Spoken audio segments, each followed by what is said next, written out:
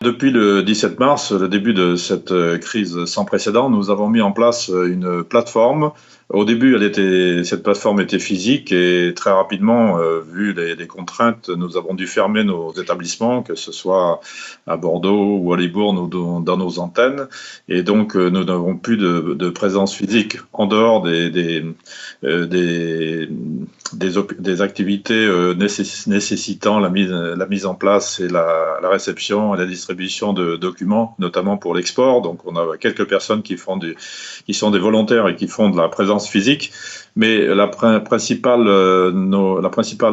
activité de nos collaborateurs aujourd'hui qui ont été volontaires pour travailler en télétravail, et ils sont plus d'une trentaine, c'est une plateforme numérique qui prend les appels des entreprises, ou plutôt les contacts, excusez-moi, c'est pas les appels, parce qu'on a commencé par un numéro de téléphone et très vite il a été saturé, donc aujourd'hui il faut prendre en compte une adresse mail qui est la seule qui nous permet de recevoir les demandes et d'y répondre.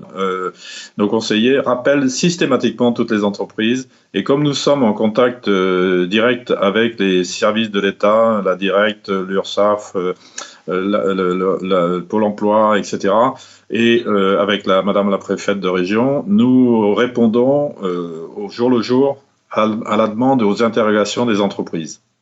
Nous faisons des enquêtes toutes les semaines, et à la date d'hier, nous avons au niveau de la région 4807 réponses, 1071 réponses au niveau de la Gironde, et sur ces réponses, très clairement, les entreprises qui sont concernées, c'est en premier les entreprises de services pour 40%, ensuite le commerce pour 31%, excusez-moi, je lis ma fiche en même temps, l'hôtellerie-restauration pour 20%, et ensuite, moins impacté, le BTP et l'industrie.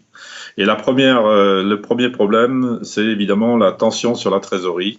C'est pour plus de 70% des entreprises, la tension en trésorerie, parce que même, évidemment, vous comprenez que même avec les aides qui ont été mises en place et qui sont encore mises en place par l'État et les régions et les collectivités, les aides permettent de repousser les échéances, mais une entreprise, lorsqu'elle arrête, elle ne produit plus, elle n'a plus de chiffre d'affaires, ça sert notamment pour la restauration et l'événementiel et les transports scolaires, ça s'est arrêté en quelques heures. Donc c'est juste inédit, et donc les entreprises sont un peu paniquées.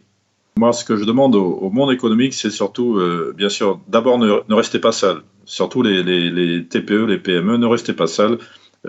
Contactez-nous, contactez vos clubs d'entreprise, contactez les gens que vous connaissez pour ne pas rester seul, parce qu'on a quelques cas de dépression et quelques paniques qui peuvent aller loin chez certaines personnes qui sont chefs d'entreprise, qui sont isolés et qui voient tout d'un coup tout s'effondrer.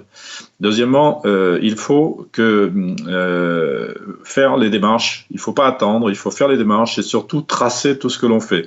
On a la chance d'avoir des moyens numériques aujourd'hui qui marchent encore, donc il faut tracer, c'est-à-dire dire monsieur le client, j'ai dû arrêter mon activité à tel jour, à telle heure, sachez que dès qu'on pourra reprendre, on reprendra, ou monsieur le client, je ne peux pas payer mes charges, donc qu'est-ce que je fais, et où ils nous écrivent sur le mail que je vous ai envoyé au niveau des chambres de commerce, qui sont, je vous rappelle, la porte d'entrée officielle de toutes les démarches au niveau du guichet unique qu'a souhaité créer la préfecture de région. Et ils écrivent les choses, parce que demain, il y aura un tel besoin de trésorerie au niveau des entreprises qu'il y a ceux qui auront fait, ceux qui n'auront pas fait.